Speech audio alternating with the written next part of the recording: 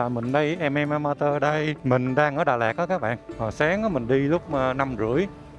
Kỳ này á, là mình tính đi check-in đèo Khánh Lê. Cho nên á, mình âm thầm là mình chạy lên tới đây rồi bắt đầu mình mới tính bật lên quay. Các bạn biết sao không? Tại vì mình rút kinh nghiệm sâu sắc. Bữa đi Đà Lạt, cái video một ngày của mình á, quay 2 tiếng mấy 3 tiếng luôn, mình nói quá trời quá đất luôn các bạn. Rút kinh nghiệm nên đợt này mình không có nói, mình nhín. Mình nín luôn các bạn, nín lên đây để mình nói chứ nãy giờ mắc nói quá mà không dám quay. Giờ này á 3:30 chiều nè, các bạn thấy không? Nó mát mẻ, nó sướng không không?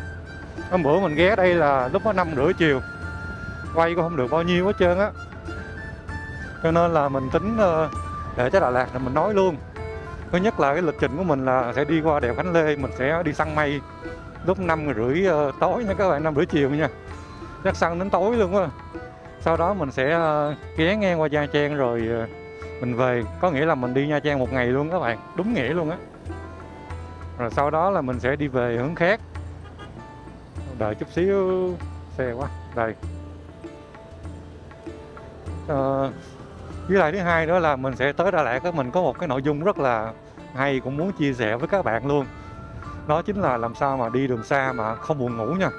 Mình thấy nhiều bạn cũng có hỏi đó, nhưng mà do cái nội dung của mình á, mình cảm thấy là nó chưa có được gọi là chuẩn chỉnh lắm, cho nên mình chưa có chia sẻ. Tại vì để đi đường xa không mệt á thì phải cần có 2 yếu tố quan trọng các bạn.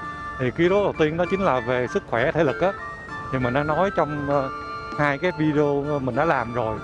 Đó chính là đi phượt không mệt là một nè, cái video thứ hai là mình làm là bí kíp đi 600 cây số một ngày. Còn cái nội dung thứ hai mà mình muốn đề cập tới trong hôm nay á, đó chính là làm sao đi phượt xa mà không buồn ngủ á, nó thiên về cái hướng tinh thần các bạn. Cho nên là làm nó cũng nói chung là mình sợ mình nói nó không có được rõ, không được hay á, thì các bạn không hình dung được. Mà cái chuyện là nói mà cũng như là không có nói thì mình sẽ không nói. Nó tốn thời gian của mọi người các bạn thấy đúng không? Cho nên sẵn cái mình tới cái thành phố ngàn hoa này nè, mình sẽ chia sẻ thêm. Mà đặc biệt là trong đó có một cái bí kíp mà hồi nãy mình đã tận dụng á, mình muốn chia sẻ trước. Rồi mình sẽ nói về cái nội dung là làm sao để đi phượt không buồn ngủ nha. Thì hồi nãy là trên đường mình đi với các bạn, mình buồn ngủ nhiều lắm nha. Tại vì hôm qua á, 1 giờ mình mới ngủ các bạn ơi. Không biết sao cứ đợt này mà ngủ trễ quá trời luôn, mà 4 giờ mấy mình dậy rồi, cho nên mình buồn ngủ lắm các bạn. Nóc ba cưỡi cà phê vô không có tác dụng luôn á, phải áp dụng những cái bí quyết. Ý cưỡi ngựa đã quá. Mình giờ hết mê ngựa, mình thích mê xe rồi. Đây Hồ Xuân Hương 3:30 chiều nè các bạn. Hôm nay thì mình cảm giác là cái không khí của nó làm sao á, nó không phải là nó không có nắng như là mấy ngày bình thường nha. Mình muốn lên tới Đà Lạt mình chia sẻ là tại vì hồi nãy cái bí quyết mình áp dụng nó có liên quan tới cái hoa. Mình chia sẻ trước rồi nha, cái bí kíp hồi nãy nha.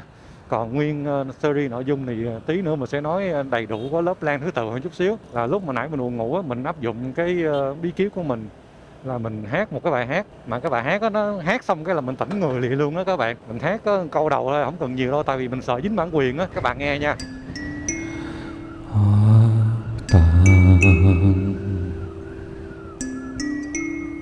Rồi các bạn nghe cái bài biết xong mình tỉnh không? Để mình giải thích cho các bạn hiểu nha. Thường người ta đi ngắm hoa là hoa nó nở, còn hoa mà nó tàn á, trừ khi nào mà các bạn thường hay ngắm gà cỏ thân thì mới ngắm được cái hoa tàn nha.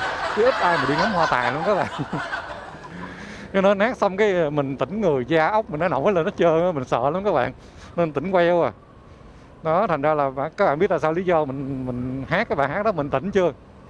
Mà đặc biệt là cái bài đó là có nhiều câu nghe cũng nổi da gà đó các bạn, giống như là gặp nhau khi mùa hoa nở nhé. Mà các bạn biết không, hoa nở thường là không phải hoa nào cũng nở quanh năm, có những loài hoa nó chỉ nở năm có một lần à.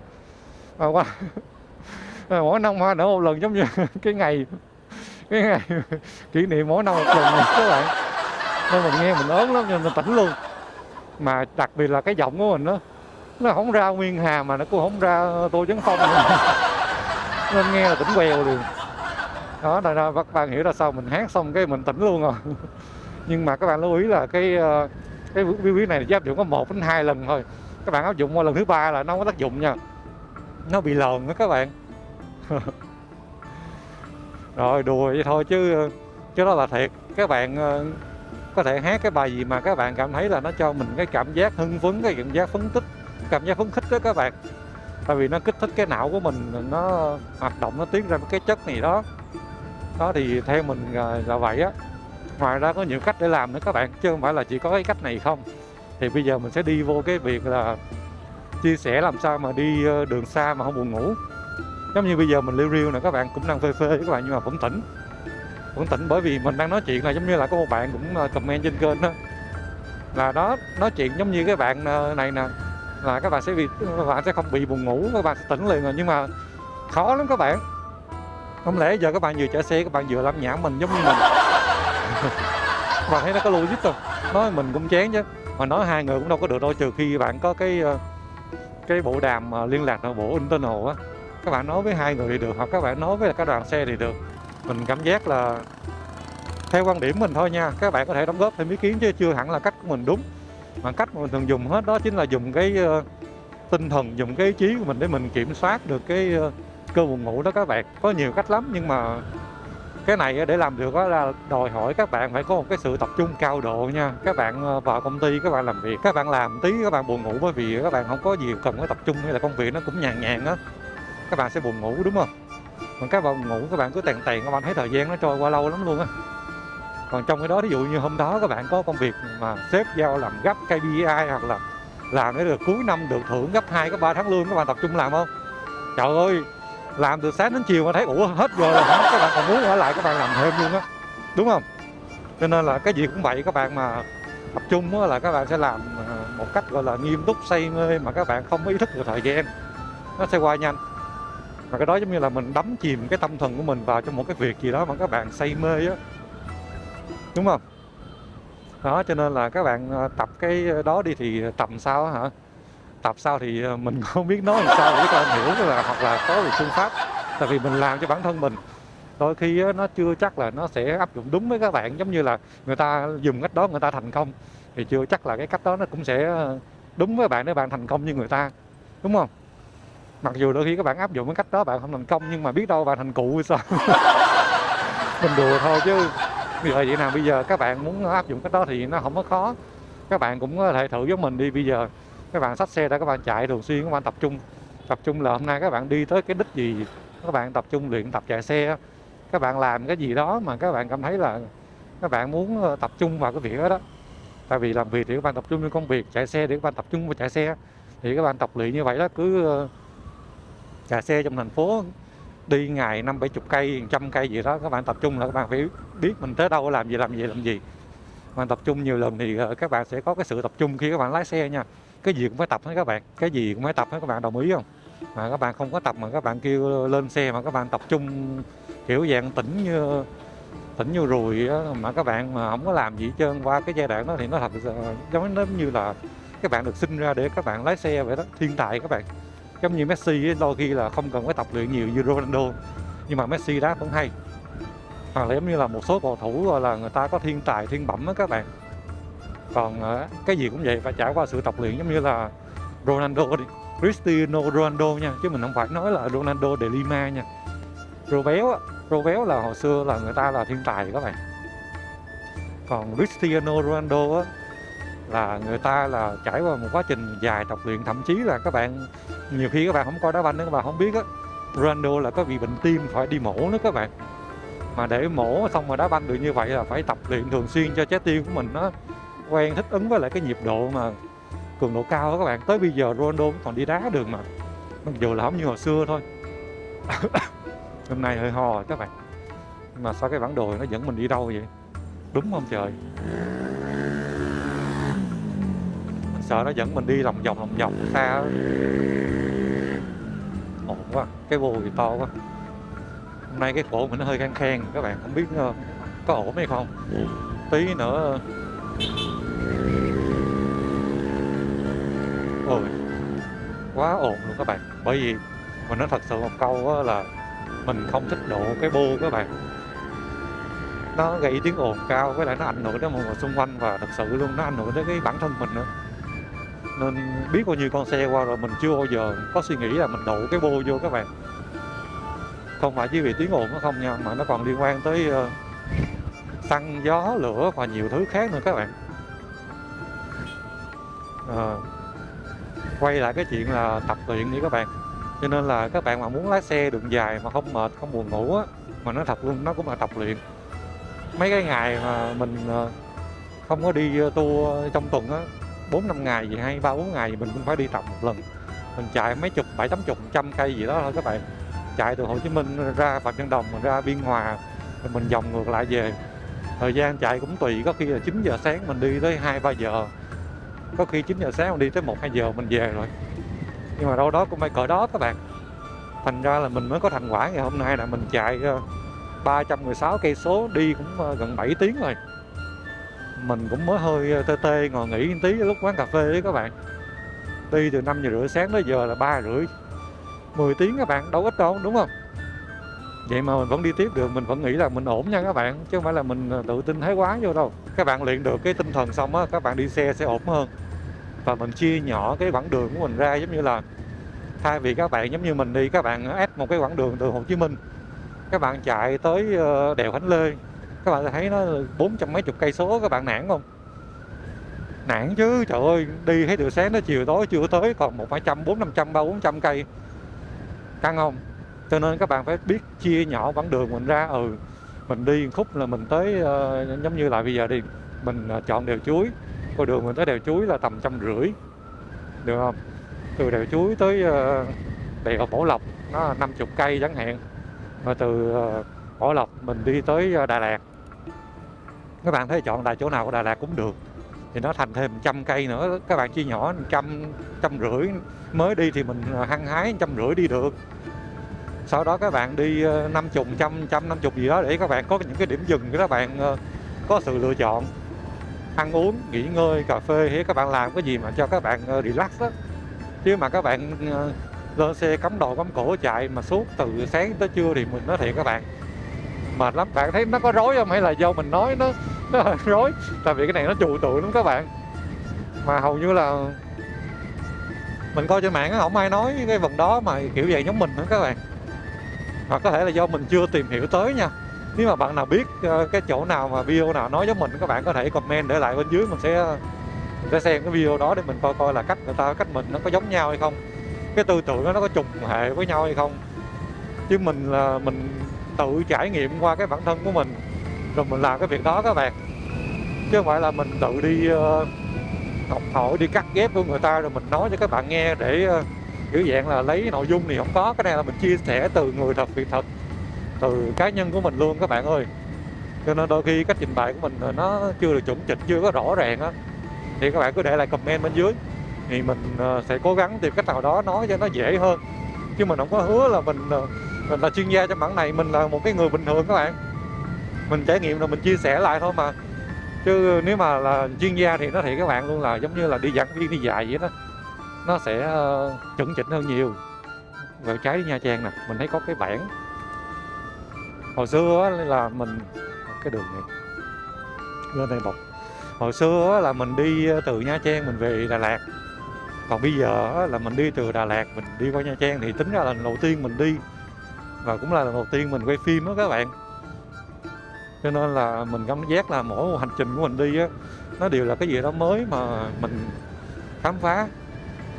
Nó giống như là cái câu chuyện mình đang kể cho các bạn là làm sao để mà đi vượt xa không buồn ngủ á, thì mình trả lời cho các bạn kiểu dạng vậy đó. Mình không biết các bạn coi xong cái nói một hồi như không nói, thì mình cũng thì mình sẽ nghĩ cách để mình nói cho nó rõ hơn. Các bạn cũng thông cảm là bây giờ chia sẻ thì nó vậy đó, giống như là các bạn coi như nó là cái version đầu tiên mà mình đặt cái nền tảng xuống về việc là đi phượt mà không có buồn ngủ á, là tập về tinh thần các bạn. Thì mình đang tập luyện ở cái mức gọi là phần thứ hai á. Phần một là tập luyện tinh thần, rồi gọi là tập trung hết mức để các bạn đi xa, các bạn không có bị buồn ngủ, các bạn tập trung được cái mọi thứ tinh thần của mình vào trong cái hành trình của mình á. Thì cái đó là cái đầu tiên mà các bạn cần phải tập. Còn cái thứ hai á, là nó thuộc về cái sao ta, mình không dám chỉ các bạn, tại vì mình sợ mình nói sai các bạn làm theo rồi nó ảnh hưởng hay nó có tác dụng xấu á. Nên là chắc mình phải hẹn lại trong cái version tiếp theo á, có thể nó là 1.1 hay là nó là 2 chấm gì đó thì mình chưa có biết nha.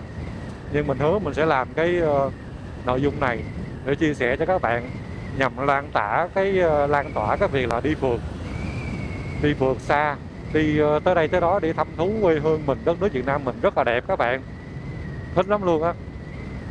Mà bây giờ nhân tiện là 24 độ C mình thấy nó hơi lạnh nha. Mình không có mang cái áo giáp hôm bữa, bụi có bụi á. Trời ơi, xe chạy nó dít bụi lên. Sao qua nó ta? Mình không có mang cái áo giáp mà lần trước mình đi phượt mình mang theo, tại vì mình dự định đó là đi ngang qua Đà Lạt thôi các bạn, chứ mình không có ở lại Đà Lạt, cho nên mình nghĩ là mình đi chớm qua cái vùng không khí lạnh rồi mình đi thẳng xuống, với lại mình không có ở lại, mình không có đi dạo ban đêm, cho nên mình không có sợ cái không khí 12, 15 độ buổi tối ở Đà Lạt. Còn về Nha Trang thì mình thấy nó tầm 20 mấy độ thì không đến nổi lắm các bạn ơi. Cho nên là quyết định mình để cái áo giáp ở nhà và mình chỉ mang một cái lớp áo lót chống lạnh, mà cái lớp trong của cái áo khoác áo giáp của mình đó các bạn. Và mình mặc cái áo da thường thấy của mình để cho nó trở lại cái motor cho các bạn thường hay thấy nha. Hồi nãy nói đi tới đâu đang mang rồi, đang nói cái vụ mà tập trung đó các bạn. Rồi để mình quay lại nha. Thì khi các bạn tập trung được rồi đó thì các bạn mới có thể là làm ra những cái cách khác, thử nghiệm những cách khác, nhưng mà đâu đó nó xuất phát điểm của mình nghĩ là nó vẫn thiên về cái chuyện gọi là tập trung. Tập trung hầu như 80-90% các bạn. Tập trung ở đây là các bạn lúc mà chạy các bạn làm sao khống chế cái suy nghĩ của mình, cái ánh mắt, cái suy nghĩ, cái quan sát của mình, cái kính chiếu hậu của mình. Các bạn quản lý được cả cái vùng không gian xung quanh mình, thì như vậy nó sẽ không có buồn ngủ. Còn trong trường hợp mà khi mà các bạn mà thấy buồn ngủ á, thì mình khuyên các bạn nên tấp vô lề, các bạn rửa mặt, các bạn nghỉ ngơi 5-10 phút gì đó cho cơ thể mình nó bớt cái áp lực đi. Tại vì khi áp lực nhiều quá các bạn cũng mệt, các bạn cũng dễ buồn ngủ. Khi các bạn chưa tập trung được ở lâu á thì các bạn sẽ mệt, hoặc các bạn tốn năng lượng. Còn trường hợp thứ hai, khi các bạn buồn ngủ á, quên lưu ý, buồn ngủ nó có hai dạng nha các bạn. Một dạng là buồn ngủ là do thiếu thể lực, dạng thứ hai là buồn ngủ là do các bạn thiếu năng lượng, và dạng thứ ba là cả hai cái luôn các bạn. Thì cái dạng thứ ba này là cái dạng nguy hiểm nhất, còn hai cái dạng đầu thì có cách chữa các bạn. Cái dạng đầu tiên á, buồn ngủ mà thiếu thể lực á, thì các bạn có thể bù lại bằng cách là các bạn sử dụng những cái tác nhân bên ngoài. Ví dụ như là các bạn dùng caffeine, trà, nước tăng lực. Nước tăng lực mới nhớ, tí nữa mình sẽ nói cho các bạn biết là về nước tăng lực có một cái tình huống như vậy mình phải chia sẻ với các bạn để các bạn biết, các bạn không là sau này các bạn hối hận đó, thật sự luôn. Cái thứ hai là nếu mà các bạn buồn ngủ và thiếu năng lượng á, thì các bạn nên bổ sung năng lượng bằng cách là các bạn ăn, các bạn uống, nhất là đói nha. Khi đói các bạn sẽ buồn ngủ, đó là bản năng của con người á. Đó thì mình nói sơ qua hai cái tình huống đó. Thì cái vụ mà nước tăng lực á, mình nói các bạn nghe nè. Cái đợt mà mình đi Long An mà bị con gì chích rồi, mình 1 tháng sau cái mình nhập viện đó các bạn. Thì nằm cùng phòng mình gần đó, mình nằm ngoài hành lang. Thì ở trong phòng nó có em trai đó, mới có 24, 25 tuổi rồi các bạn. Mình thấy em nó đi chạy thận. Cái mẹ của bạn mới kể là bạn còn trẻ nhưng mà do bạn đi làm lơ xe cũng tầm 3-4 năm nay, các bạn lưu ý nha, 3 đến 4 năm thôi chứ không, mình cho 5 năm luôn đi. 20 tuổi các bạn đi làm, 5 năm sau mà các bạn bị thận rồi đó. Các bạn biết là sao không? Bạn đó làm lơ xe, các bạn đó đi sao ta, đi xe đường trường nhiều á, cho nên là bạn đó là uống nước tăng lực thường xuyên. Các bạn biết một ngày uống mấy lon không? Ít thì 1 lon nha, nhiều là 3-4 lon luôn các bạn. Cứ buồn ngủ là mở ra cốc một cái, bút hết lon. Nó tỉnh ngủ, nó chua chua, nó ê ẩm cái hàm á các bạn. Cốc như vậy mình thấy 5 năm trôi qua, và tới thời điểm là thận của bạn không chịu được nữa. Các bạn nghe không có lầm đâu, thận không chịu được nữa. Thứ nhất, các bạn thiếu nước, các bạn không tiếp nước cho thận để nó rọc rửa, nó gọi là nó nó xả đi mấy cái chất cặn mà nó tích tụ trong ngày á. Thứ hai các bạn tiếp thêm những cái chất độc hại. Mình không phải nói là cái nước tăng lực có độc hại, mà là bởi vì trong đó nó có những thành phần, những độc tố, có những cái chất gì đó nó tích tụ lâu dần nó sinh ra độc, chứ không phải là cái nước đó nó độc các bạn. Cái câu chuyện mà mình chia sẻ các bạn biết đó là đi đường xa như vậy nè, các bạn hạn chế gọi là lạm dụng chất kích thích. Giống như mình đi hôm nay là sáng mình uống 3 cữ, nãy mình mua 1 cữ là 4 cữ, nhưng mà bởi vì đó là công việc, mình đang coi nó là công việc nha các bạn. Mình đi quay vlog, mình làm công việc, mình nghiêm túc với nghề đó các bạn. Bây giờ mình chưa đi làm nhưng mà mình vẫn có đam mê, mình vẫn thích làm cái việc đó. Ồ, đã xa. Cái chỗ này nhìn nó khác với lại so với lại cái hôm bữa mình đi bên cái hướng DT725 các bạn. Mặc dù cũng là đồi núi các bạn thấy không, nhưng mà mình cảm giác là nó khác, nó mang một cái vẻ gì nó đặc trưng riêng của nó nữa. Không có chỗ nào giống chỗ nào hết các bạn ơi. 1 giờ ngủ mà tới 4 giờ mấy dậy mệt lắm các bạn. Cái giọng mình nó hơi rát rát, hơi khàn khàn rồi. Đó là lý do tại sao hôm nay mình phải dùng chất kích thích nhiều chứ. Nhưng mà mình sợ dùng xong mình vẫn không tác dụng nhiều, cơ bản là thể lực mình đang ở mức không phải là tốt như mọi lần các bạn ơi. Bình thường á, là mỗi lần mình đi quay á, là mình ngủ sớm các bạn. 10 giờ mấy mình ngủ rồi. Ngủ xong 4 giờ mình dậy là mình thấy ổn các bạn, không buồn ngủ, dậy đi thoải mái. Mình bào cho tới tối 12 giờ vẫn ổn các bạn. Mà đợt này hơi bị đuối các bạn. Mình cảm giác có thể lực của mình nó tầm 50-60% rồi. Nói chung là các Google Maps á, dẫn đi cũng đúng, không đến nổi đâu. Gì chứ đi hướng Nha Trang này là cũng một cái con đường thông dụng mà, chứ giống như hồi nãy mình cho các bạn coi nè, đi thẳng quốc lộ 20 mà đâm thẳng qua đi đầu đèo Pren đó, nó không có chịu mà nó dẫn mình nó đi vòng ngược lại, càng đi càng thấy xa đến mức mình cũng hơi quan ngại luôn á. Mình phải hỏi người ta có đi đường đó là ra thẳng là tới đèo Pren đúng không? Mát mẻ quá các bạn, đang 25 độ á. Mình không biết là ở Nha Trang bây giờ đang bao nhiêu nha, mà con đường ở đây nó mang cái vẻ hoang sơ các bạn, hoang sơ nhưng mà gọi là giống như có cái sự khai phá của con người vô các bạn, chứ nó không phải như là bên cái hướng mà cái Đinh Trang Thượng mà hôm bữa mình đi DT725 hay là mấy cái con đèo con ó, đèo B40. Thôi xong rồi các bạn ơi, khen cổ ho quá. Làm motovlog thì nó giống như là ca sĩ vậy đó, không có giọng hát thì sao hát được biểu diễn. Mà làm motovlog thì không có cần tới cái mức gọi là chuẩn chỉnh âm thanh lắm, nhưng mà ít ra phải nói được với các bạn. Chứ nói mà ho khan như vậy sao chịu nổi. Không biết các bạn có để ý không nha. Hôm nay mình có một cái sự hy sinh, cũng hy sinh nhẹ đó các bạn. Tại vì mình thấy là mình thấy là mình đi đường xa riết mình cũng quen đó các bạn. Cái chuyện mà gió nó tạt vô ngực này nọ gì đó thì mình chấp nhận được. Cho nên là đó, mình đã thay một cái kính ngắn hơn để cho nó không có bị choáng cái tầm nhìn của các bạn. Ngay đây nè, cái kính kia nếu mà bật thấp xuống nó cũng che tới đây, thì mình sợ về lên video á, nó không có được đẹp, nó không được rộng cái tầm nhìn đó các bạn. Nên mình thay. Thứ hai đó là mình chạy mình thấy nó bị rừng cại vô cái này, nó kêu lột cộp đó, mình cũng không thích nữa, cho nên thôi mình thay luôn. Nhìn cái xe nó gọn hẳn. Ngoài ra là mình cũng đang đổi cái xì tay của chiếc xe lại. Không biết là chút nữa các bạn xem có để ý thấy không, chứ mình thay đổi một số cái nên chiếc xe mình bây giờ nhìn nó sẽ thể thao hơn tí. Thật ra là hồi xưa mình thích cái phong cách cổ điển hơn, mặc dù là nhiều người nói cái xe mình nó nhìn nó hơi quê quê. Mà mình thích các bạn, mình thích thì mình làm cái xe mình mà. Mình thích phong cách cổ điển cho nên mình để như vậy á, chứ không phải đâu. Cái thứ hai là mình thích độ xe, mình tìm hiểu, mình coi cái cách mình làm, so với cái việc mà mình bỏ tiền ra mình mua mấy cái đồ chơi xe á, mua gắn vô thôi thì nó khác nhau sao, thì nó có khác á các bạn. Nhưng mà khác nhau sao thì phải trải nghiệm trước cái đã, rồi mình mới tới cái bước thứ hai. Tại vì đôi khi tính mình có một cái nó cũng khó chịu là mình mua mình xài mà thấy nó không ổn, mình không có xài mình bỏ luôn các bạn, bỏ xó luôn vậy đó. Tôi thấy nó hơi phí, cho nên đó là mình quyết định là mình tự đi độ, mình chọn cái phương án là rẻ hơn các bạn. dùng cái rẻ hơn. Nếu mà thích thì mình sẽ độ lên mắc tiền hơn. Ồ,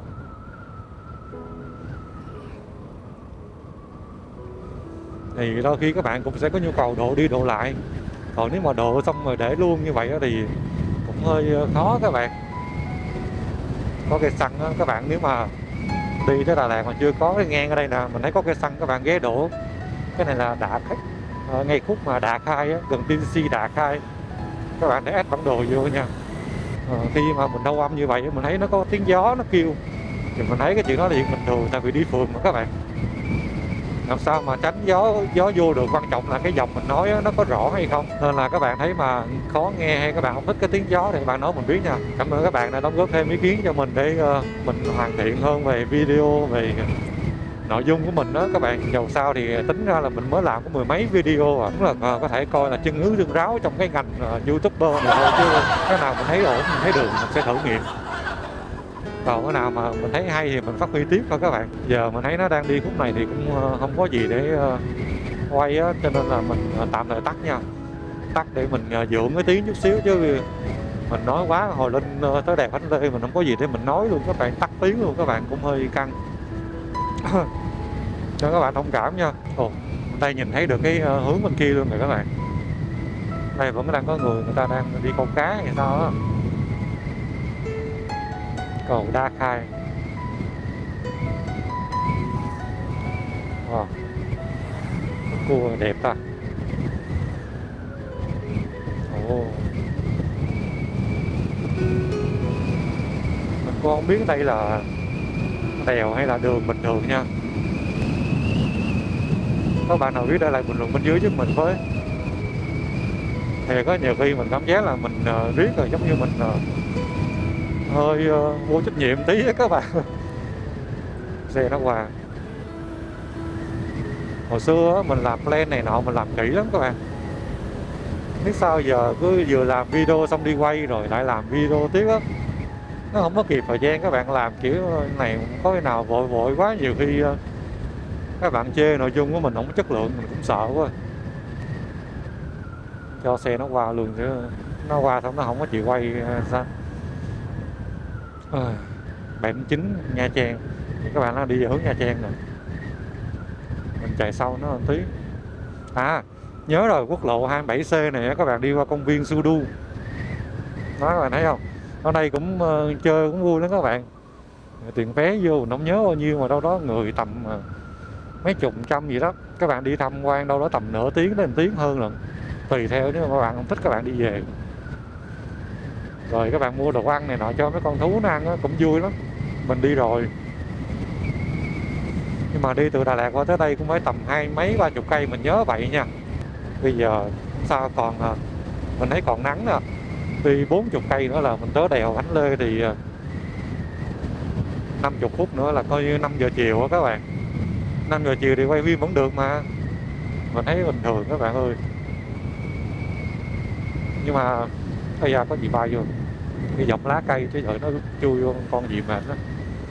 Nhưng mà mình hy vọng là đèo Khánh Lê, tại vì ở sau nó cao lắm cho nên mà có sương mù, mình đi một lần rồi.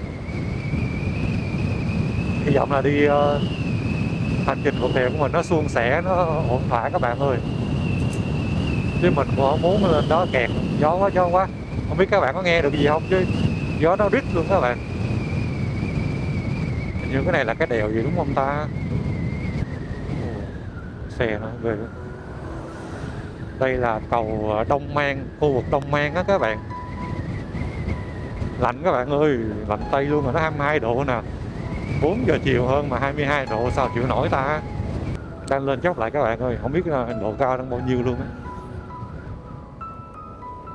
Ui, 1560 mấy, coi như 1600 rồi các bạn. Lên nữa là chắc 1600 á. Này chắc lên 1600, 1700, 1700 mét sâu bên nước biển các bạn. Nó vừa cao, dạo này chi nhiệt độ nó xuống phải rồi, 22 hả? Mình nghĩ nó đang 20 độ lần. Do xe mình nó chưa có cập nhật kịp cái nhiệt độ đang chạy á các bạn, từ từ nó lên nữa. Mạnh lắm, thấy 30 mấy cây số nữa mới tới đèo Khánh Lê mà. Coi có bản gì để báo là đèo gì không. Sau khi suy nghĩ và mình cân nhắc các bạn, Mình thay pin do Action Cam xong cái mình quyết định mang bao tay với lại kéo áo cao lên các bạn, chứ không có thay cái lớp chống lạnh. Mình nghĩ là đi đi một thời gian nữa là nó sẽ bớt lạnh khi mà mình qua cái địa phận bên Nha Trang á, mắc công lùm tùm cởi ra cởi vô nữa. Đó, nó vậy đó các bạn. Giờ cũng đang may là khúc này mình đi á, nó có nắng nó lên nó đỡ lạnh. Thứ 22 độ các bạn ơi, gió thổi còn lạnh lắm. Mà cái con đường này á mình thấy nó vắng hoe à các bạn, lâu lâu mới có xe đi chứ không phải là lúc nào cũng có xe nha. Mình cũng nó lớn ghê quá. Mình cũng không biết là cái video đi Đà Lạt trong ngày của mình á, trong một ngày á, nó đang lên được bao nhiêu rồi. Tại vì bây giờ là nó được 1 ngày tuổi rồi các bạn. Thì mình hy vọng là có nhiều bạn đồng âm xem thích và có để lại comment bình luận bên dưới. Các bạn góp ý, các bạn khen chê, các bạn làm gì mình cũng trả lời là hết các bạn. Chứ mình đâu có chê hay là đâu có ngại cái gì đâu. Giống như có bạn góp ý về mấy cái đèo mình đi bên DT725 đó, mình không biết thì mình ghi nhận thôi. Đẹp không các bạn? Nhưng mà thấy bên kia có mây kìa, hình như là đèo Khánh Lê đúng không ta? Cái đấy đúng rồi đó. Một hồi mình sẽ qua bên hướng bên đó, đó. Chắc là có mây mù các bạn. Thì là mình sẽ đi săn mây. Đây là video đầu tiên mà mình có mây á. Ồ lạnh. Quốc lộ 27 phút. Ôi 21 độ rồi các bạn ơi. Có khi nào mình nên mặc cái áo vô hay thôi kéo cái cổ áo lên. Lạnh các bạn. Buốt rồi đó. Tay mình là cái găng cắt ngón để mình điều khiển, mình làm cho nó tiện các bạn. Chứ thật sự là đi mấy cái găng tay mà nó không có cắt ngón đó, mình điều khiển nó khó lắm. Công nhận cái con đường này nó quanh co uốn lượn kinh thiệt. Khi nào mà tới đèo Khánh Lê đây đẹp các bạn.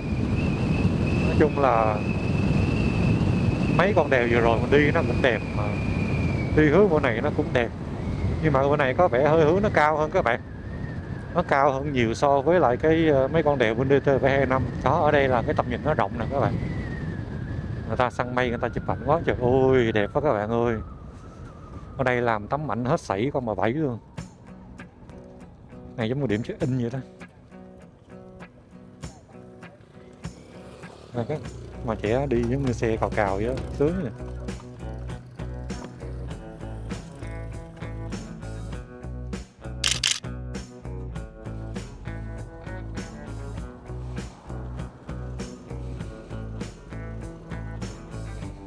Mình thấy không? Đây đá trơn lắm các bạn ơi, vừa chạy vừa quay phim cũng nguy hiểm lắm. Rồi để mình đổ đèo tiếp, không biết cái đèo là điều gì nữa. Hãy quên hỏi mấy bạn trẻ đó.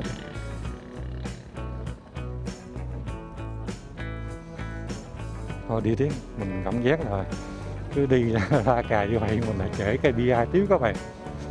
Mục tiêu mình hôm nay là đi phượt Nha Trang trong một ngày, cho nên là tới đích xong rồi còn di chuyển nữa.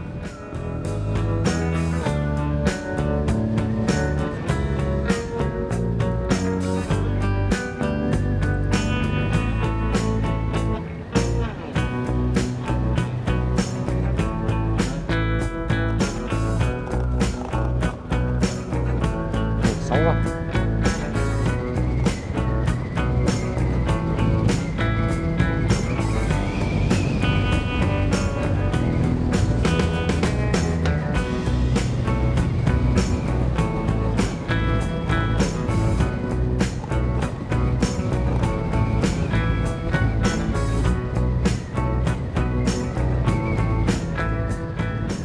Bên này là mây nó đang che nè các bạn, bên kia là có nắng, nhìn nó tương phản đẹp ghê á.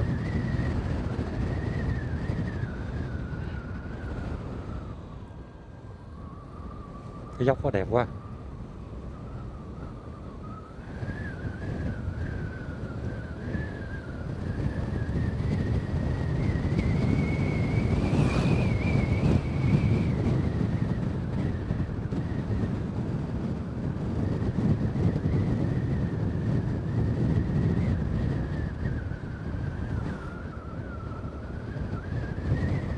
Mây nó cuộn ở trên núi nè các bạn. Cái núi này nó thấp nhưng mà nó vẫn cuộn được mây. Núi kia cao thì không thấy mây nó cuộn.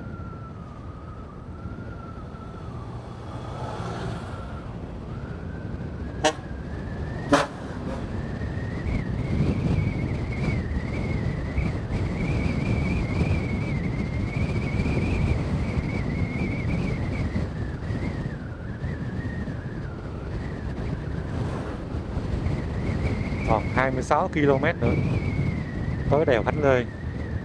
Hình như nó bắt trên đỉnh đèo á, cho nên là mình có năng chạy thoải thoải thôi các bạn. Xuống cái này xong chắc tới đèo Khánh Lê rồi chạy lên dốc.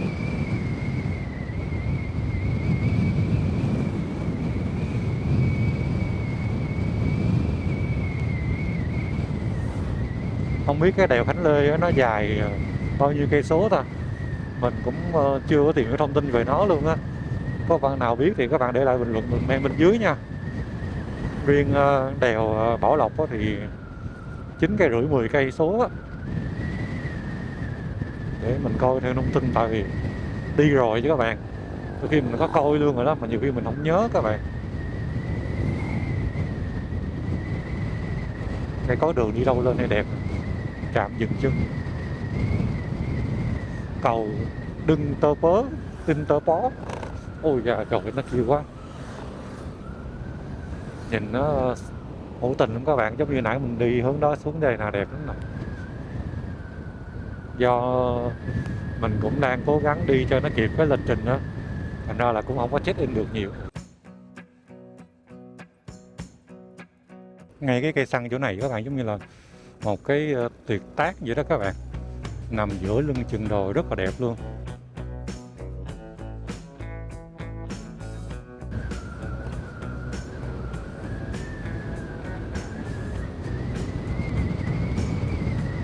Cầu long lanh.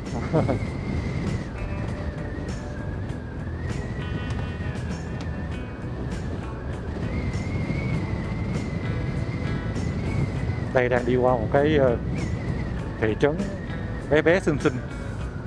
Ủa gà đường dồi ghê quá. Đây như người ta gọi là Lạc Dương đó các bạn, xã Lạc Dương đúng rồi. Một cái xã mà nằm ngay giữa lưng chừng, so với mực nước biển tầm 1.400. Ồ, các bạn thấy không? Đẹp quá trời đẹp luôn. Với lại ở đây các bạn chạy cẩn thận là có đất sỏi phía sau trong sát con lề đó các bạn.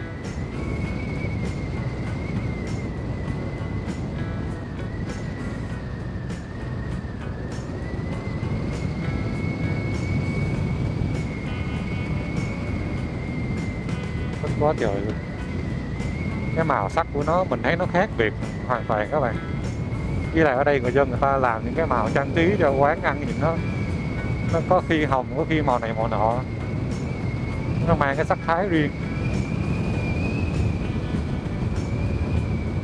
4:40 rồi.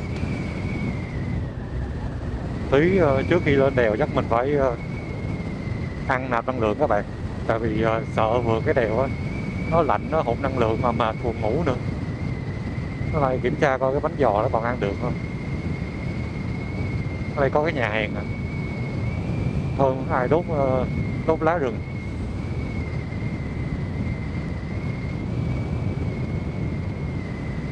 Kiếm chỗ nào chiêu chiêu cái mình đứng ăn tí coi các bạn. Ôi trời ơi, cảnh đẹp quá, không lẽ đứng đây mình ăn.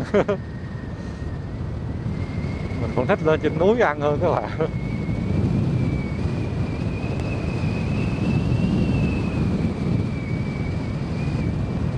Các bạn thấy sao nó mây nó quộn quộn vô trong núi luôn kìa các bạn. Ôi không khí chữa lạnh quá, hết sảy luôn các bạn ơi. Đang 21 độ nha, mình nghĩ đang tầm 19-20 chứ không ít đâu. Như tí mà sẽ được lên cái chỗ đó đó. Mình thấy nó lượn qua trái xong nó lượn qua phải lại nè. Lần đầu tiên trong lịch sử các bạn tour vlog như mình nè, ăn bánh giò ở ngay cái khu vực mặt đường như vậy các bạn. Đúng không? Tuyệt vời lắm các bạn ơi, coi nè. Các bạn thấy cái view này có chấn động không? Ăn cơm ngon cũng còn đi kịp TBI các bạn. Ăn nằm con đường. Giờ 5 giờ chiều rồi. Mình lại khởi hành đi tiếp con đường đèo Khánh Lê. Có vẻ trễ KPI và có thể là mình chinh phục nó vào buổi tối luôn á các bạn. Nhưng mà biết sao giờ, lạnh quá, 21 độ. Có khi nào mình nên mặc cái áo kia vô không ta? Không biết nữa các bạn. Mình nghĩ không cần mặc áo đâu, chứ qua đèo xong mình nghĩ là qua xuống chập chập ngay Nha Trang cũng đâu có lạnh lắm đâu. Cứ đi thử coi nó làm sao. Cầu Liên Chương 18 cây nữa mới tới lần các bạn. Mình thấy á các bạn, lúc mà các bạn còn trẻ, còn có sức khỏe, còn có thời gian nhiều á, các bạn hãy đi phượt đi. Đi phượt đi đến nơi này nơi nọ cho biết thêm nhiều thứ và có nhiều kiến thức, nhiều trải nghiệm thích lắm. Đây, như xuông xuống rồi các bạn. Cái đúng không? Cái lượng lờ là khói hay sương. May các bạn ơi. Yeah. Mình được săn mây săn sương một hồi nó ướt thấy mờ. Vậy là mình đang ở trong đèo Khánh Lê các bạn. Người ta đốt khói luôn cho nó đỡ lạnh đó các bạn. Bây giờ đèo này mình không biết sao, chắc là phải bật đèn pha lên, tại vì nếu mà đi không cẩn thận đó các bạn, có thể bị xe khác đi ngược chiều lại nó va chạm đó các bạn. Bạn thấy không? Kính mây kính xương như vậy luôn nè. Đó các bạn thấy đi. Là cái đoạn mà hồi nãy ở dưới kia mình thấy á. Ồ, cái này lạnh nha các bạn, 19 độ. Bây giờ mình sẽ hướng dẫn các bạn cách đi đèo nếu mà có mây mù như vậy nha. Thứ nhất là các bạn mở tất cả các đèn mình có lên. Bạn không sao mình chịu được.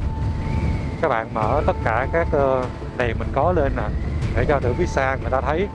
Mở luôn cả đèn pha lên nha, giống như mình nè. Cái thứ hai là các bạn bám cho mình cái tim đường ở giữa. Các bạn thấy cái tim đường màu vàng không? Nó sẽ luôn phản chiếu cái ánh sáng và các bạn đảm bảo là mình sẽ không có chạy là chợt ra phía ngoài, đâm vô phía trong hay phía ngoài. Và thứ ba nữa là khi mà các bạn chạy như vậy, các bạn nên bật luôn cả cái đèn Hazard đèn màu vàng ấy các bạn, nó chớp đá biết chi không? Tại vì cái ánh sáng vàng là cái ánh sáng mà nó cũng phản xạ, nó bước sóng, nó đi nhanh lắm, nhấp nháy về người ta sẽ thấy liền hơn so với ánh sáng trắng nha. Đó thì để đảm bảo là mình sẽ không có bị xe khác nấy thôi. Có 1.500 rồi. Đèo Khánh Lê này như chắc 20 cây á, 20-30 gì đó, tại vì giữa đỉnh đèo là 15 rồi. Đó thì các bạn cứ bám theo cái tim đường màu vàng cho mình nha. Tại vì mình nhớ cái đợt mà mình đi 11 giờ trưa á, là nó mù như vậy, mù hơn thế nữa mà giơ tay không thấy luôn. Cách nhau 1-2 mét là không thấy á các bạn, chứ không phải là bây giờ vẫn còn thấy đâu. Và các bạn cũng chịu khó chạy vừa phải tốc độ, đừng có chạy nhanh quá, là vì thật sự rất là nguy hiểm các bạn. Nó không có đơn giản như là chúng ta đổ đèo Bảo Lộc hay là mấy cái đèo gì đâu. Mình không biết là cái camera có bị dính nước không, để tranh thủ lâu lâu cái mình lau thường xuyên để cho nó quay rõ các bạn. Đây đó, các bạn thấy không? Và những cái sương mù này nó cũng có thể ảnh hưởng tới cái thiết bị của mình nhé. Nói vậy mới nhớ, không biết cái micro của mình có chống nước nổi không, hay là về nó đai luôn các bạn, nên mình phải bọc lại, che lại.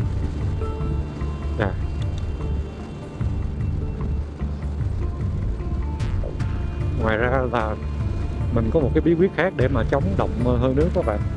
Các bạn mở nhẹ nhẹ lên cho nó vô, sau nó bớt thì các bạn đóng lại.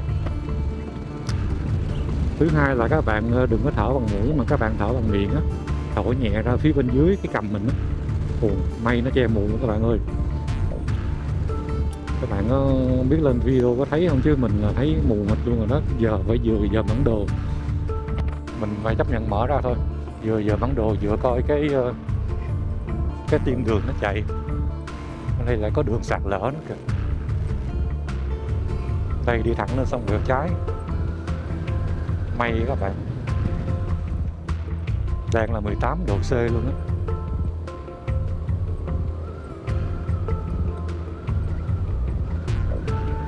Trời cũng tốc cũng chậm nữa các bạn. Ở phía xa là thấy có xe rồi. Đèn nó vẫn rất là sáng, là xe tải á. Nó ở trên cao. xe mô tô nó sẽ nằm ở dưới. Công nhận là cái cảm giác mà đi cái đèo Khánh Lê này các bạn, nó phấn khích lạ thường luôn á, tại vì cảm giác nó hồi hộp, nó mang một cái gì đó nó hơi nguy hiểm, mà nó cho mình cái cảm giác là mình chạm tới những cái tầng mây ở trên cao đó các bạn. Mây mù các bạn, mình chỉ sợ cái camera của mình nó bị động mây lại cái hơi nước ở phía trước á, quay nó nhẹ thôi.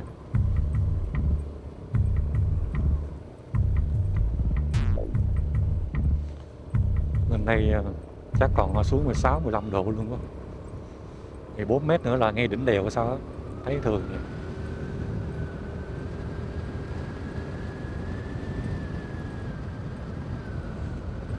Coi đây có dán cứu hộ đó các bạn. Nếu mà xe có mây các bạn ơi, không thấy được luôn các bạn. Ở đây thì lại không có tim đường nha. Không có tim đường thì các bạn chạy chậm lại ngay giữa đây nè.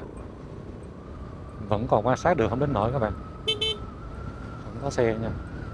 Ôi ôi, mây mịt mù như vậy luôn.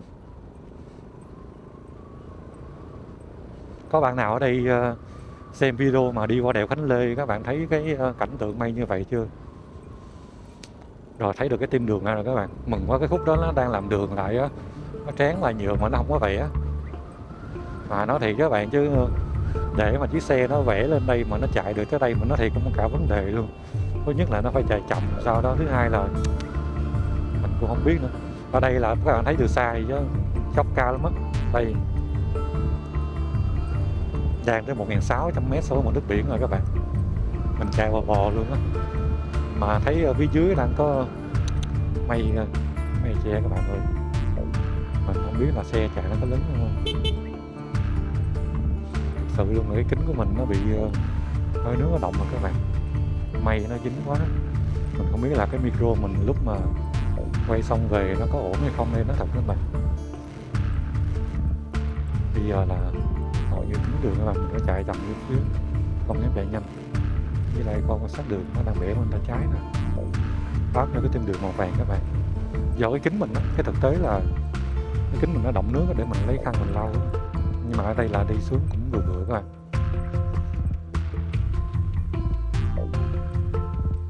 Đó, kính nó cũng đỡ thôi các bạn, như tấp vô lề lau. Chứ bây giờ nước động kính không các bạn ơi. Đây nè, nó vô nước hết rồi, mình phải chùi để mình thấy đường được. Ra hơi ấy rồi. Mình sẽ thở bằng mũi, đèn mình bật lên rồi. Bật luôn có đèn vàng, cái đèn trắng luôn các bạn. Bật ha xa luôn cho nó. Đến đây nó đỡ hơn nhưng nó lạnh các bạn. Mình nghĩ chắc là 15-16 độ á. Cái hai đường này cũng thẳng, bây giờ nó đang đi xuống thì thấy dưới kẹt xe. Kẹt là do chắc gặp một cái xưa như vậy đó các bạn. Người ta chạy chậm chậm, người ta không dám chạy nhanh luôn các bạn. Ở đây thì mình mất cái tim đường rồi, không thấy cái tim đường các bạn. Mình sẽ nhích vô cái tròn chút xíu nha. Mây nó cuộn hết lên cả các bạn ơi. Đang chạy vận tốc có tầm 10 mấy 20 y cái tim đường lại rồi kìa. Nó đang bẻ bên trái là chút xíu. Mình không dám chạy nhanh luôn á các bạn. Phía sau có chiếc xe hơi, nhiều người nó qua để mình đi theo. Đây, khi các bạn có một chiếc xe hơi á, xe tải gì cũng được, các bạn cứ bám theo nó. Đó. Là các bạn sẽ không lo cái việc ấy, nhưng mà phải bám theo vừa nhau, giữ khoảng cách nhau.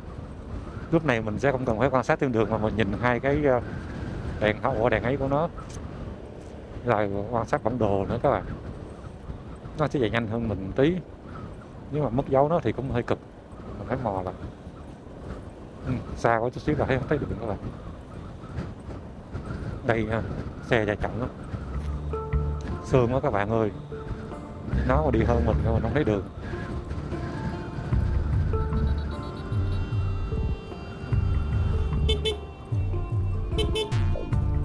Không thấy đường luôn các bạn ơi, nó bỏ mình luôn rồi. Đường cái này nhỏ lắm rồi. Nhà sao ta, chắc gần kiến nè. Đừng phải đâu có kiến đấy các bạn ơi, kiến mình nó ướt hết, ướt nhẹp nước không là các bạn. Mình lau xong rồi mình đâu dám đi tiếp đâu các bạn, đang chờ có chiếc xe 4 bánh chạy qua cái mình đu đeo theo nó. Cái chạy một mình thật sự mình thấy nó không có yên tâm lắm, có nó mình thấy nó đỡ hơn các bạn ơi. Đèn nó rõ hơn, nó sáng, nó rọi được cái tim đường, mình thì chỉ dò dò đi theo nó thôi. Khúc này thấy cam cam kẹt xe vậy đó, chứ thực tế là do xe người ta đi chậm các bạn, chứ trên này đâu có kẹt xe lắm đâu.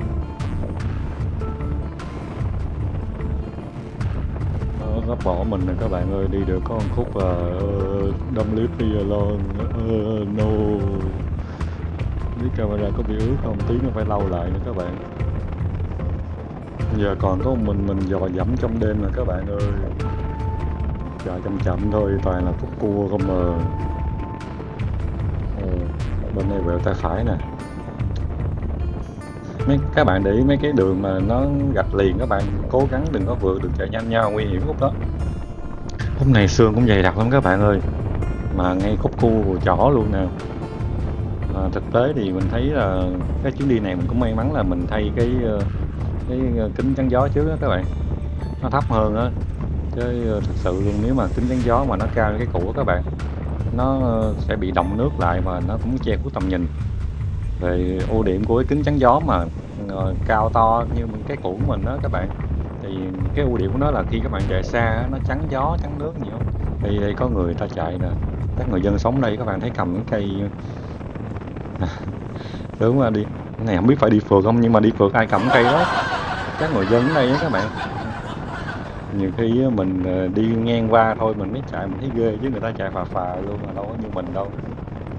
Mình nói vậy kính chắn gió là nếu mà là từ từ các bạn ơi, bo cái cua cùi chỏ này đó thấy gắt lắm luôn đó các bạn. Nhiều khi giống như là mình chạy đường trường quen rồi, đâu có đi mấy khúc cua mà đã chỉ còn khúc tầm nhìn như vậy nữa, không ớn ra lái lắm các bạn ơi. Rồi coi nó gắt ghê chưa kìa, mà đã vậy còn thêm sương mù nữa, cảm giác phấn khích lắm coi. Phấn khích nhưng mà đừng có nhích ga nha. Nhích ga một cái là không thấy mặt trời ngày mai luôn á. Không biết là ở đây là thiên đàng hay là đây là thiên đường nữa. Bây giờ khúc này thì mình thấy cũng ok các bạn, không đến nổi lắm đâu. Đợi một tí mình kiếm khăn giấy, mình tính lấy kiếm khăn giấy để mình lau cho nó sạch khô các bạn. Cái khăn kia lau không có được sạch nước bằng đâu người ta. Ê, rồi rớt món đồ các bạn ơi, hồi nãy lục đồ kiếm ra rớt mà không biết luôn, chạy một phút rồi mà không rớt, hên quá. Hên quá các bạn, mém tí rớt luôn cái dây dắt cắm của cái gì đó, không biết còn rớt cái gì khác không nữa, coi lại. Giờ đi tiếp rồi các bạn ơi. Cái kính cũ của mình đó, nếu mà chạy trong điều kiện mưa gió sương như vậy đó các bạn, nó sẽ bị đọng nước lại và nó chắn mất cái tầm nhìn của các bạn luôn đó. Nên là mình cũng hên là may thay cái loại này vô chạy nó cũng đỡ. Cái kính cũ các bạn, thật ra mà nói mà đi đường trường thì nó rất là ngon luôn, nhưng mà nếu mà đi trong vùng sương với mưa như vậy thì đó chính là cái nhược điểm lớn nhất của nó đó. Chứ ưu điểm đó thì các bạn cũng thấy rõ rồi, chạy đường trường trời ơi không bao giờ bị lo gió tạt luôn, nhưng mà lên đèo này làm gì có gió tạt, chỉ có sương tạt thôi. Nhưng mà thường á các bạn thấy mấy xe một khối lớn người ta đâu có để kính chắn gió to như vậy đâu, đa số người ta để kính chắn gió vừa vừa hả. Nói chung là một phần nhiều khi khí động học đó các bạn, một phần nữa đôi khi là người ta cũng sợ bị chắn tầm nhìn. Còn mình thì xe mình là kính chắn gió chỉnh điện, mình không có lo chuyện đó, nhưng mình thấy ấy cần thì hạ nó xuống thôi. Giống như bây giờ mình đang để thấp nhất rồi nè các bạn, chạy phà phà không có vấn đề gì hết trơn á.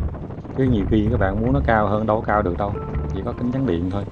Bỏ mười mấy triệu ra làm mình cũng thấy hơi chua với cái cùi chỏ tiếp nữa rồi các bạn. Mà này tính ra lại bên trái thôi chứ không phải cùi chỏ lắm đâu, mà chạy cũng ớn rồi mà. Nước sương vậy rồi nó ướt á, nhiều khi cái thắng điện nó cũng dễ bị trơn hơn bình thường các bạn ơi. Thiệt chứ đi đèo Khánh Lê này tới lần thứ 2 rồi mà mình vẫn cảm giác là nó hơi ớn ghê ghê. Không biết các bạn sao, chứ các bạn để lại bình luận bên dưới xem là các bạn đi thấy nó bình thường mà đúng không. Chỉ có mình nhiều khi đi ngang qua một lần 2 lần thì còn thấy nó ngại ngại chứ mình nghĩ dân ở đây nãy giống như đó, cái xe nãy cầm cái cành cây gì đó người ta chạy vào phà đâu có sao đâu. ở phía xa có xe kìa, các bạn thấy không? Cái đèn người ta chiếu mà chỉ thấy được cái dạng bóng rồi, nó tới gần thì gần mà thấy được chiếc xe luôn, quá xa luôn. Để công nhận là đi cái đèo này đỉnh thiệt. Có bạn nào đi săn mây săn sương ở đây chưa? Để lại bình luận bên dưới với các bạn ơi. Mà mình nhớ cái mấy video đi đèo Khánh Lê này mình nghĩ chắc cũng nhiều chứ không ít đâu. Có mình lần đầu quay video lại thôi. Còn đi đường những cái đường mà có sương, có hơi nước như vậy á các bạn, mình cũng có tìm hiểu qua rồi. Hồi xưa là sao hai bạn nó đứng lại vậy? Hai bạn nó có cần trợ giúp gì không? Xe mình có điện hay thôi đi tiếp, chắc người ta chờ cái gì đó các bạn chứ không phải chờ mình đâu. Nếu mà chờ thì chắc người ta chạy lên theo mình rồi, thôi mình đi tiếp. Hồi xưa lúc mà trước khi mà đi Đà Lạt với lại đi Nha Trang này là mình đã có nghiên cứu qua cái nón bảo hiểm đó các bạn. Cụ thể là về cái tấm che binh lốc á, để nó chống động xương với trong cái kính bảo hiểm của mình đó các bạn. Tại vì khi các bạn đi vậy các bạn thở lên đó là cái hơi nước trong cái hơi thở mình nó làm mờ kính trong thì mình không có thấy đường. Nó cũng nguy hiểm giống như trời mưa vậy các bạn. Mưa thực ra là nó không có ướt cái kính ngoài đâu mà nó bị hơi nước đọng ở trong á. Thì mình nghiên cứu kỹ lắm các bạn ơi. Ban đầu mình tính mua một cái nón LS2 rồi đó, cái loại mà lật hàm luôn á, mà có cái miếng dán bên lóc ở trong, nó tặng kèm á. Tại vì cái miếng đó mà các bạn mua ở ngoài cũng mới 500-600-700-800 ngàn rồi, đâu rẻ đâu. Mà mua nó tặng luôn thì nó đỡ. Chú ý kìa, đây phía trước cũng có người chạy kìa. Cái này chắc người dân ở đây các bạn ơi, người ta chạy bình tĩnh lắm, cũng như mình. Đường xấu á, mình chạy cũng nói chung là mấy khúc này thiệt luôn á, đi yếu yếu tả lái chắc bò bò quá nè. Ôi các bạn coi á, gắt quá trời gắt luôn, mấy khúc luôn á. Mình có nói lại câu chuyện cũ á, mình có làm cái nghiên cứu về cái nón mà bình lốc á các bạn. Thực tế luôn á là nó thẳng luôn là nó có sao ta, nó không có tác dụng với lại những cái người mà bị cận như mình các bạn ơi. Ví dụ như các bạn mà để coi độ cao như đây 1259 mét so với mực nước biển các bạn, cũng không cao lắm, nhưng mà cái xương ở đây là nó nguy hiểm thôi. Chứ cái đèo mình đi lần trước cũng 1.200, 1.300 gì đó bình thường, mà khúc nãy trên đó là 1.500, đâu ít đâu các bạn. Đó thì mình thấy cái nón mà có pin lốc nó không có tác dụng với những cái người cận như mình các bạn. Tại vì là các bạn đừng quên là mình còn đeo cái kính nữa. Cái kính cận như vậy á, mà khi mà thở lên nó cũng bị ù, mà ở trong nó bị ù xương như vậy thì làm sao mà thấy đường được. Bây giờ cái kính chắn gió ngoài của nó bảo hiểm nó trong đi, nhưng mà cái kính mình nó làm sao các bạn. Thế là mình bỏ cái phương án là mua cái nón bảo hiểm có pin lốc luôn đó các bạn. Không lẽ giờ đi mua thêm cái pin lốc đó, cái mình cắt mình dán vô cái mắt kính của mình thì các bạn thấy nó vô lý. Mà thực tế luôn nha, là có nhiều anh em á các bạn cũng nói với mình luôn là khi mà dán cái pin lốc vô á, nó không có dễ chịu trong cái tầm nhìn đâu. Tại vì các bạn cảm giác là kính mình có một cái lớp mờ mờ, có một cái lớp mờ mờ. Ê, xuống này xuống bớt xương này các bạn. Mình kiếm cái khăn mình lau cho nó bớt nước các bạn ơi, chứ không đừng sợ về quay xong rồi video xấu quắc luôn. Sắp tới có cái khu vườn trọ ở đây chạy 50 cây số 1 giờ luôn các bạn, mà ai dám chạy. Đây mặc dù bớt xương thiệt á chứ, nhưng mà đường trơn, mình cảm giác nó không có được như mấy cái đèo trước mình đi các bạn ơi.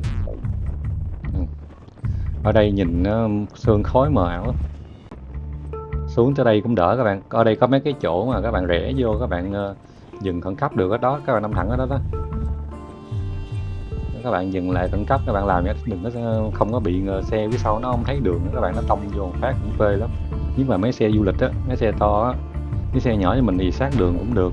Các bạn nhớ đừng tắt khóa nha, tắp vô lề đừng tắt khóa. Xuống đây là thấy bớt áp lực rồi các bạn ơi, đỡ quá trời đỡ luôn vậy đó. Có ông kia làm gì ta? Cái mình nói lại vụ pin lốc, không lẽ bây giờ mình mua cái pin lốc xong mình cắt ra mình dán vô mắt kiến, cho nên là mình thấy nó cũng khó chịu đó các bạn. Nhất là những cái người mà nhạy cảm về cái kiến, nó không, cái kính cận á nó bị dơ, mình cũng hay nhức đầu nữa các bạn.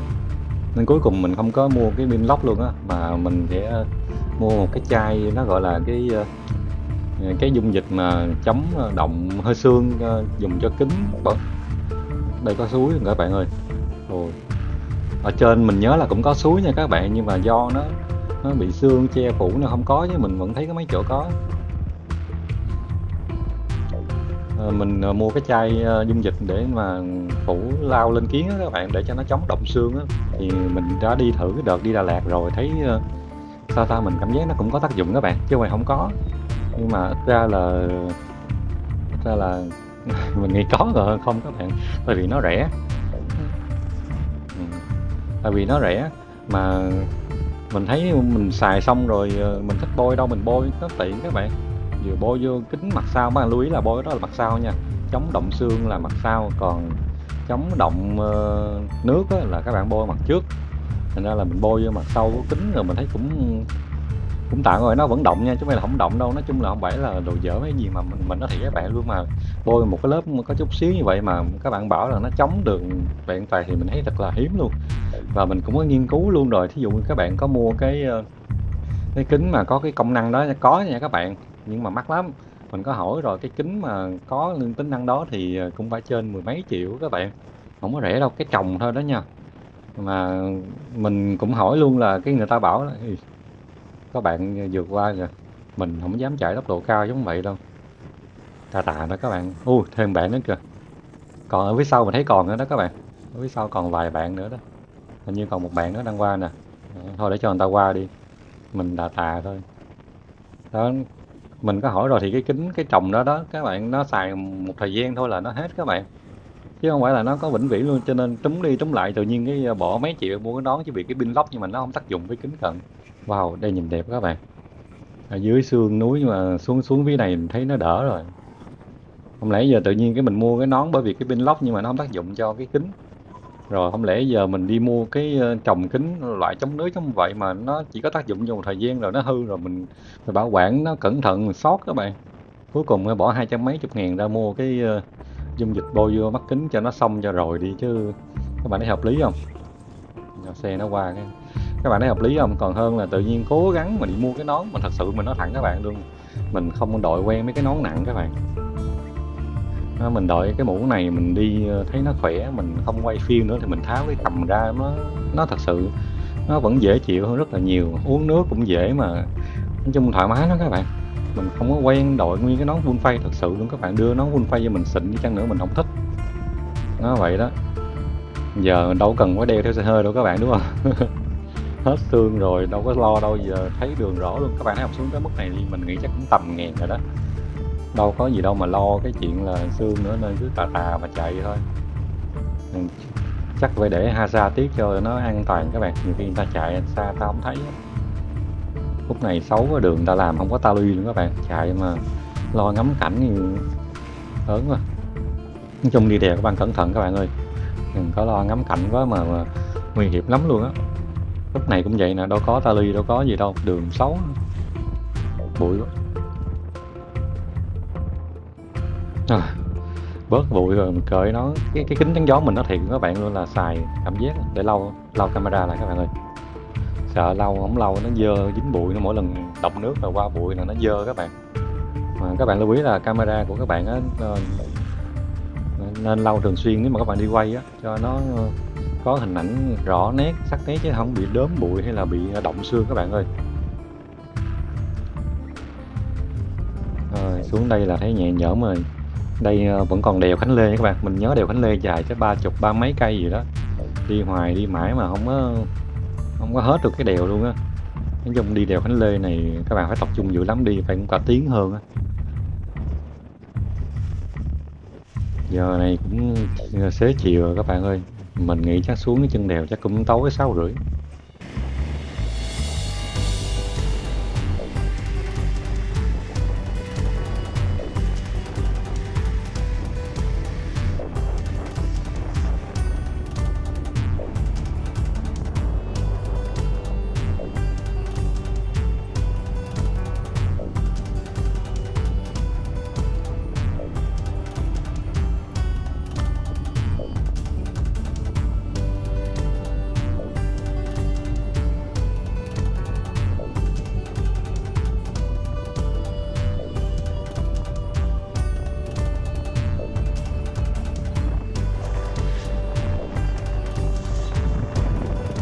Các bạn thấy sau lưng mình đèo Khánh Lê mây mù giăng lối đẹp không các bạn? Nếu các bạn thấy đẹp, các bạn thấy hay thì hãy để lại một comment, một lượt like, một lượt bình luận bên dưới nha các bạn ơi. Nếu mà các bạn thấy kênh mình làm nội dung ok, chất lượng tốt mà phù hợp với các bạn đó thì hãy subscribe kênh mình đi các bạn, để theo dõi các video tiếp theo của mình. Video nào mình làm cũng chất hết các bạn ơi, mà đa số là đi trong ngày nhưng mà các bạn đừng bắt chước theo nha. Tùy theo sức khỏe điều kiện nữa các bạn. Trước khi các bạn làm được những video dài thì các bạn phải tập luyện thể dục thể thao giống như mình đã từng hướng dẫn vậy đó. Thứ hai là cũng phải luyện đi đường trường thường xuyên. Hướng tới đây phong cảnh đẹp lắm các bạn. Nếu mà đi buổi sáng ngày nọ mình nghĩ còn quay hết sảy luôn các bạn ơi. Tuyệt vời luôn á, không có gì để chê hết luôn á. Mà con đèo này phải nói là mình nghĩ là nhiều anh em cũng mê lắm luôn. Đây khúc này đang làm mở rộng thêm nè các bạn, mốt đi nó cũng đỡ hơn nhiều.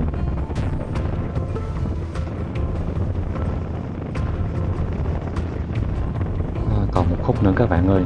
Giờ mấy cái đồ uống lượng này khúc phía dưới thì nó không áp lực bằng ở trên, nhưng mà cũng phải di chuyển, cũng phải đi này nọ các bạn.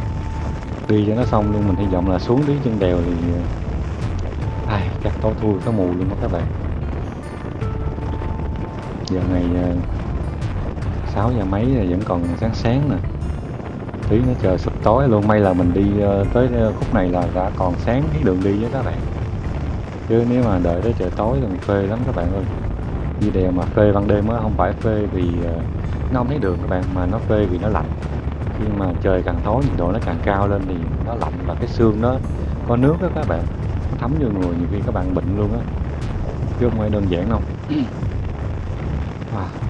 Xuống tới đây đã quá các bạn. Tốc độ thì mình có thể tăng lên được cỡ tối đa ở đây 50 cây số một giờ các bạn. Đẹp quá. Mà khúc hồi nãy cũng không có cái rào chắn á, các bạn chạy cẩn thận một tí. Đó các bạn thấy không, Việt Nam mình phong cảnh đẹp lắm luôn, chứ cần chi đâu xa ra nước ngoài các bạn. Đẹp quá các bạn.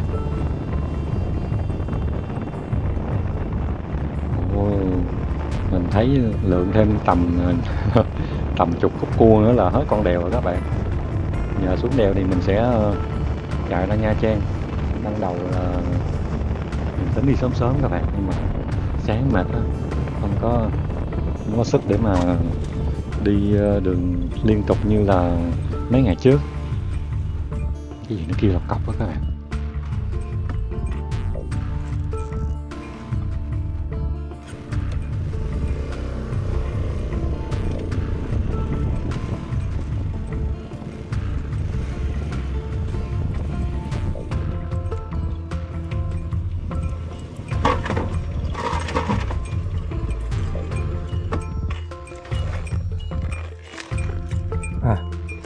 Nó bị dính mấy cái hàng này, nó bay vô trong rồi các bạn.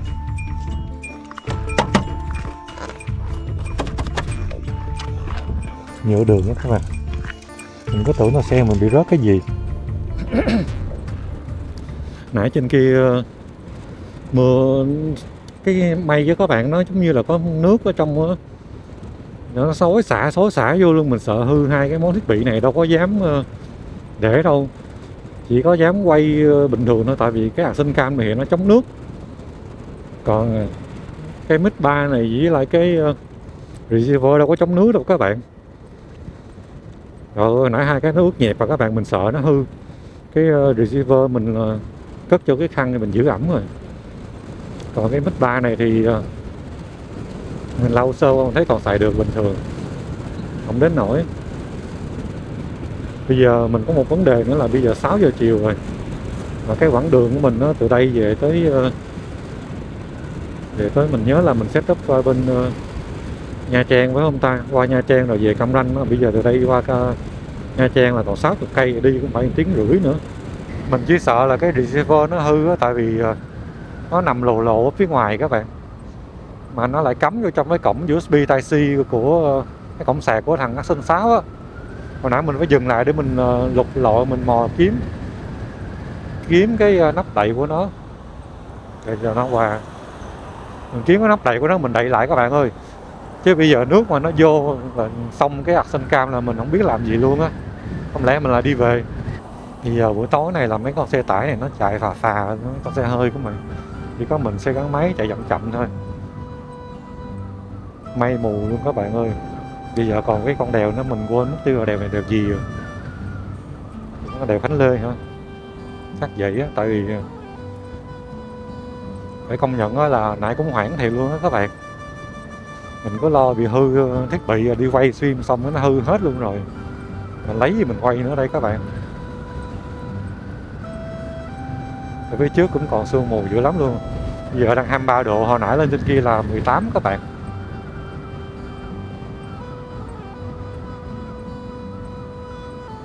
Ôi bụi kìa. Ở đây, ở đây đường đang làm nên là bụi xấu lắm các bạn. Mà đang có mưa nước như vậy nữa.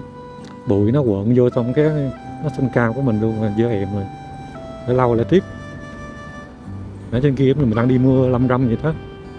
Xuống dưới đây thì nó đỡ hơn rồi. 6 giờ chiều. Sáng giờ mình đi 390 cây số rồi các bạn. Thời gian chạy xe của mình là 8 tiếng 40 phút á. Là gần 9 tiếng luôn rồi. Mà mới đi tới đây thôi à. Đang đèo Khánh Lê á. Các bạn thấy trên màn hình còn một cái khoảng đường rất là dài luôn. Con đèo này nó dài lắm. Mình nghĩ chắc phải 30-40 cây. Hồi nãy là trên đỉnh thôi, đang 1.500 mét. Giờ chắc xuống 700-500 rồi. Sắp xuống tới mấy rồi. Chỉ còn lại nữa thôi. Buổi tối rồi đâu có thấy cái gì đâu. Chỉ thấy có núi mây mờ với sương mù thôi các bạn. Mà giờ hôm nay mình không có quay cho các bạn coi.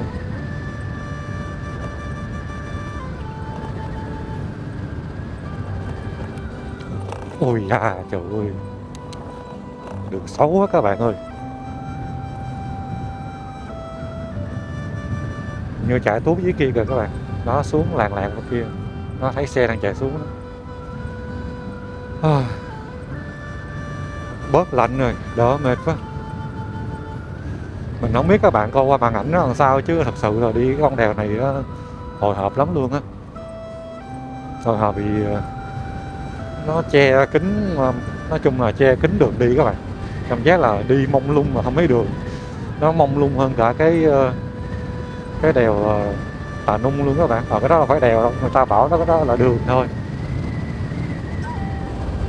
Đó, sắp có khúc cua Bùi Chỏ cao kìa.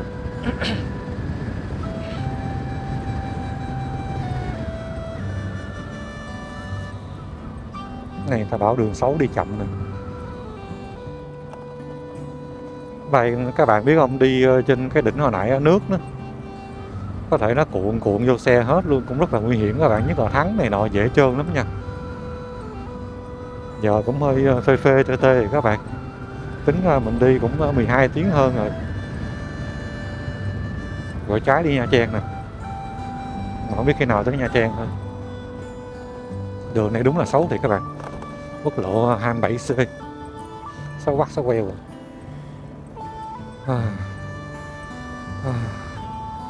Khúc cua Bùi Chỏ này kinh thiệt.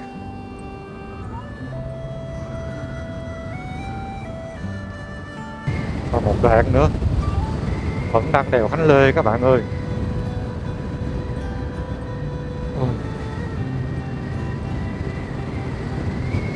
Nếu hôm qua mình mà ngủ sớm được mà không có bị khách Tào Tháo tới hỏi thăm á, mình nghĩ chắc đi cũng ok lắm các bạn, không đến nỗi nào.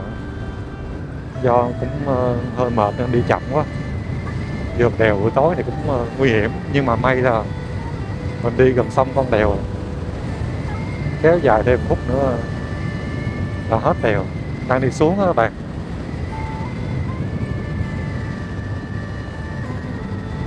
Đây cũng đường xấu nữa hả? Khi nào mới hết xấu đây? Cái đường cái đường huyết mạch chính đi từ đi từ Đà Lạt qua Nha Trang á, chứ không phải là đường phụ đâu. Mình không nhớ là còn có đường khác hay không, nhưng mà hầu như thấy đa số là mọi người đều đi con đường đèo Khánh Lê hết. Mà từ Nha Trang qua đây thì mình nhớ là gần lắm, Nha Trang qua đèo Khánh Lê cái xuống tới Đà Lạt luôn rồi, tại vì con đèo nó khá dài. Mình không nhớ vượt đèo lúc mấy giờ ta. Nãy giờ cả tiếng rồi đó. Cái này đi ban ngày chắc đẹp lắm các bạn. Tiếc là mình giờ chỉ kịp đến lúc buổi chiều tối ở bên kia xe người ta xuống đó. Đi dọc theo cái con đường đèo này. Tắt đèn này luôn. Có nhiều bạn trẻ đang đi lên đèo Khánh Lê về hướng Đà Lạt hay sao. Giờ này mà các bạn lên trên đỉnh đèo đó, đi chua lắm. Vừa lạnh vừa sương vừa tối nữa. Đi xuống đây thì nhiệt độ nó tăng dần lên là do vô trong địa phận gần của Khánh Hòa đó các bạn. Tính ra là sáng giờ mình đi qua mấy tỉnh rồi các bạn. Nếu mà xuất phát từ Hồ Chí Minh á, thì mình không nói nha. Hồ Chí Minh là một thì không nói rồi nè. Mình đi ngang qua Đồng Nai. Đồng Nai là một nè. Sau mình di chuyển qua bên Lâm Đồng là hai. Lâm Đồng xong Đà Lạt mình qua đây là mình tới Khánh Hòa rồi. Là 3 tỉnh rồi đó các bạn. Đi 400 cây số rồi. 3 tỉnh. Còn một đoạn nữa. Chắc 5-10 cây nữa là hết đèo. Đường xấu nữa hả? Mình thấy có cái thị trấn rồi nè là đang đi xuống thấp đúng rồi đó các bạn. Coi như cái này là giống như gần hết. Cái này ghê vậy. Hai bên này nó có một chỗ nó không có cái đồ che luôn các bạn. Cái đang thi công thêm á.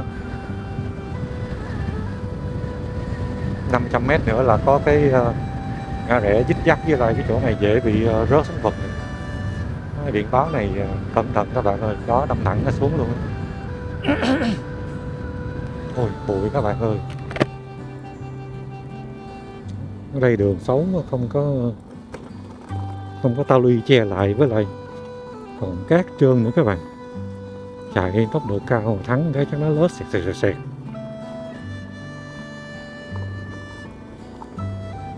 Khúc này về trái bụi quá trời bụi luôn. Không biết nó có vô camera không là phải chịu thiết.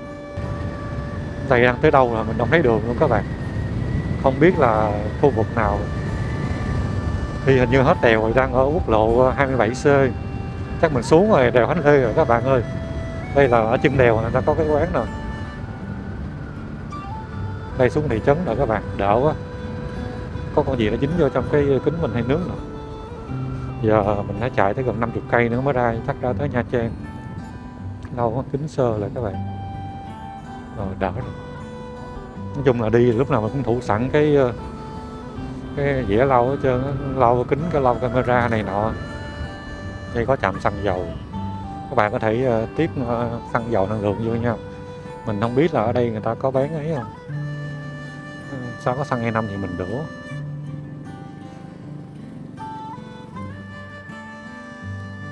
Đây có RON 95 rồi.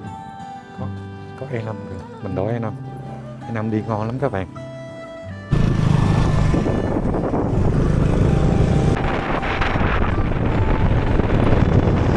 Bảy giờ 15 các bạn ơi.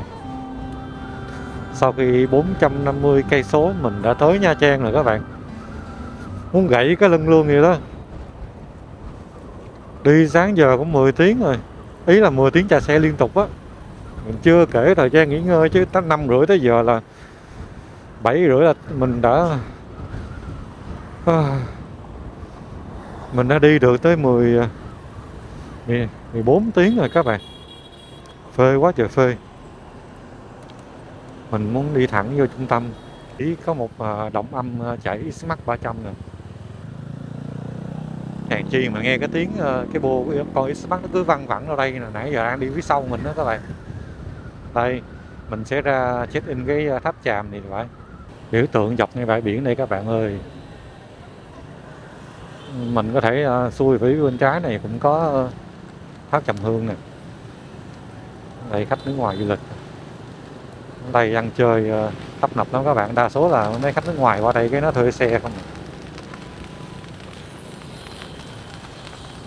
Đột phá bông nữa đồ. Chợ đêm Nha Trang là các bạn. Đây là tòa án kế bên luôn. Phía sau lưng nó là đường Hùng Vương hay sao đó. Nếu mà đi dọc Trần Phú xuống dưới kia khu Phạm Văn Đồng á, mình nhớ cái khu đó là bãi biển tắm cũng được các bạn. Nó sẽ xanh hơn, cảm giác là nó sạch hơn so với khu dưới này, mình nhớ vậy á. Thôi bây giờ chắc mình đi kiếm gì ăn rồi đi liêu riêu về hướng Cam Ranh quá. Cam Ranh như đi hướng ở dưới đây nè. Bây giờ về Cam Ranh á, mình thấy có hai con đường các bạn ơi. Một con thì đi dọc dọc ngay biển, một con thì đi vào trong núi đồi hay sao á. Bây giờ đi ngay biển cũng ấy quá thôi. Mình đi đường trong các bạn. Đi thẳng bên này cho nó yên tâm nha. Quẹo qua đường DT3 rồi các bạn ơi. Nãy mình cũng tính đi dọc bờ biển á, nhưng mà ban đêm tối quá. Gió biển cũng lạnh nữa nên thôi mình đi đường trong cho nó ấy, mặc dù đường trong nó sẽ vắng hơn. Cái giờ phê rồi, đúng ra là kiếm chỗ bên Nha Trang ngủ cho nó gọn, nhưng mà sáng mai đi sớm á nên mình thấy về Cam Ranh luôn cho nó lẹ. Càng đi càng tới thui rồi các bạn ơi, vắng que vắng vắt không có ai luôn á. Con đường này đường gì mà nó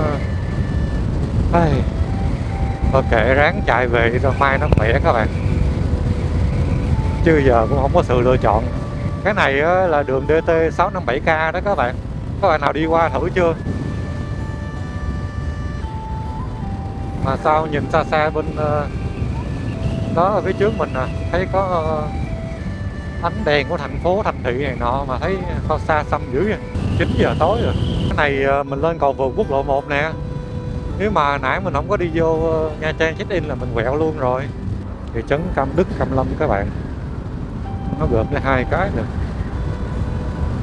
Yeah, 10 cây số nữa tới Cam Ranh rồi, cái mình tìm chỗ ngủ, tắm rửa thay đồ các bạn ơi. Nay đi 490 mấy rồi, còn 10 cây 500 cây số rồi các bạn. Chạy xe có 11-12 tiếng rồi. Riết mình thấy mình giống mình chạy xe tải vậy các bạn. Xe tải ta chạy có 4 tiếng, ta nghĩ mình chạy tới 11-12 tiếng luôn, kinh quá.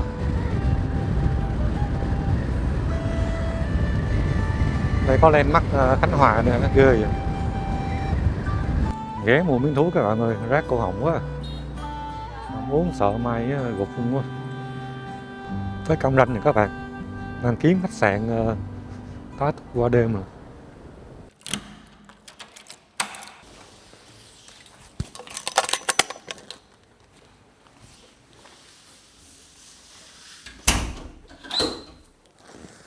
Tới nơi rồi các bạn ơi, được ngủ rồi các bạn ơi, phê quá các bạn ơi.